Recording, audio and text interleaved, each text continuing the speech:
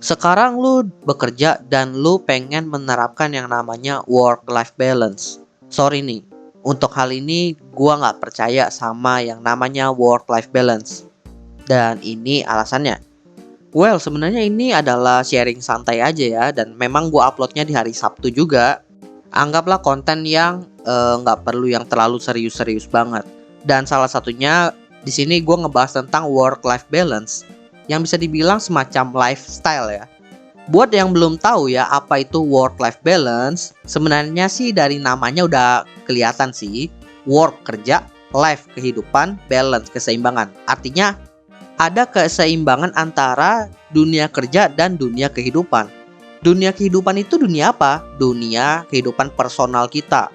Jadi ibaratnya itu tidak mencampurkan antara dunia kerja dengan dunia personal. Selain itu membagi waktunya benar-benar, kalau kerja ya kerja, kalau urusan personal ya urusan personal. Bahkan ada ya orang yang ketika menerapkan lifestyle ini, ketika udah mengerjakan kehidupan personalnya dia tuh nggak mau ngebahas yang namanya dunia pekerjaan selama dia menikmati waktu personal itu. Tapi ya itu balik lagi ke preferensi orangnya masing-masing. Tapi untuk gua nggak percaya yang namanya work-life balance, dan inilah beberapa alasan gue. Pertama, dari segi mindset. Work-life balance ini kan memisahkan antara dunia kerja dengan dunia personal, kehidupan pribadinya. Sedangkan untuk mindset gue sendiri, menurut gue, kerjaan sendiri itu adalah part of my life, bagian dari hidup gue. Sesuatu yang nggak bisa gue lepaskan begitu aja.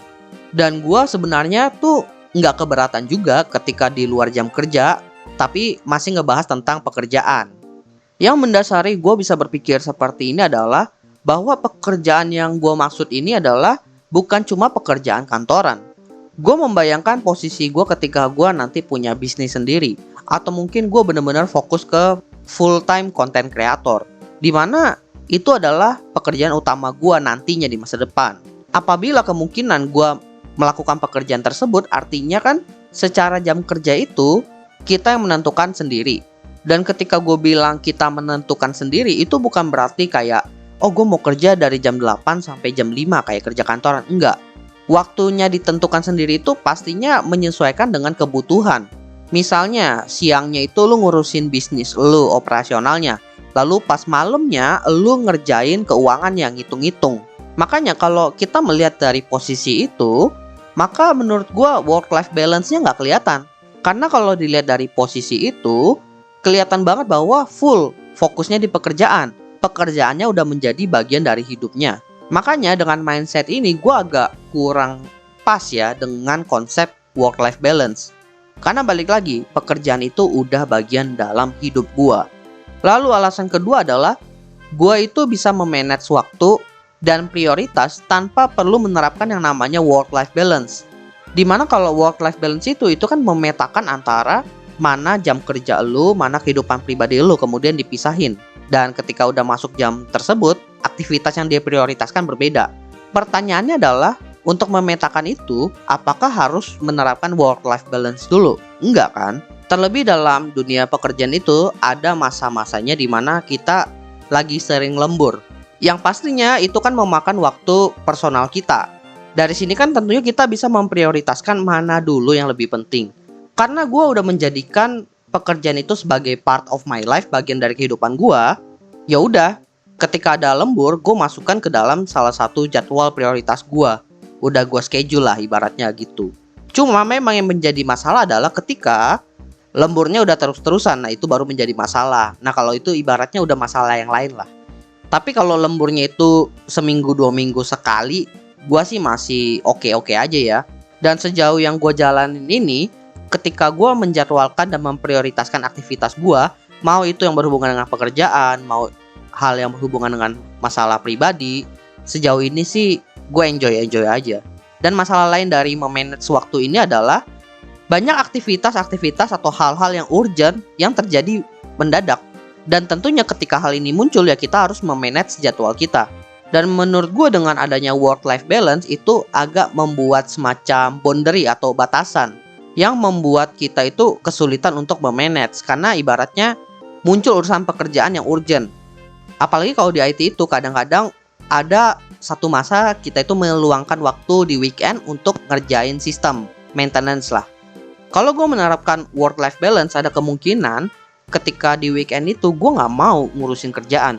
Atau mungkin ada kemauan tapi masih ragu karena sebenarnya kalian itu nggak pengen diganggu di waktu weekend.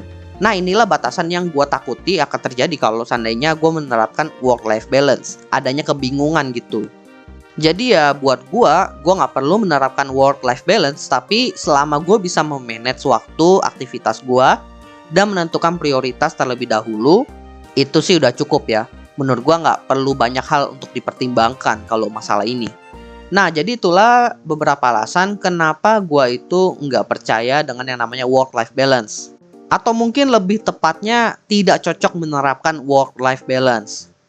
Tapi sekali lagi disclaimer, gue tidak menyalahkan bahwa konsep work-life balance itu salah, enggak. Cuma konsep work-life balance ini belum tentu cocok untuk semua orang, termasuk gue. Mungkin buat teman-teman cocok, silakan aja diterapkan. Karena balik lagi ke poin yang pertama, yaitu mindset. Mindset setiap orang itu berbeda-beda, jadi tentunya hasilnya juga berbeda-beda. By the way teman-teman, jangan lupa follow Instagram dan juga akun TikTok Opsiana Podcast di @opsianamedia, karena di sana akan ada konten-konten menarik dan juga yang bermanfaat buat teman-teman semuanya. Dan juga kalian akan mendapatkan update dari Opsiana Podcast kalau nantinya ada episode terbaru yang rilis. So, jangan sampai teman-teman ketinggalan sama update-nya. Dan terakhir, jangan lupa juga untuk follow atau subscribe Opsiana Podcast di platform kesayangan teman-teman. Dan nantikan konten-konten menarik dari Opsiana Podcast nantinya di sana. Oke, gua rasa itu aja. Thank you buat teman-teman yang sudah mendengarkan. See you next time di episode Opsiana Podcast lainnya.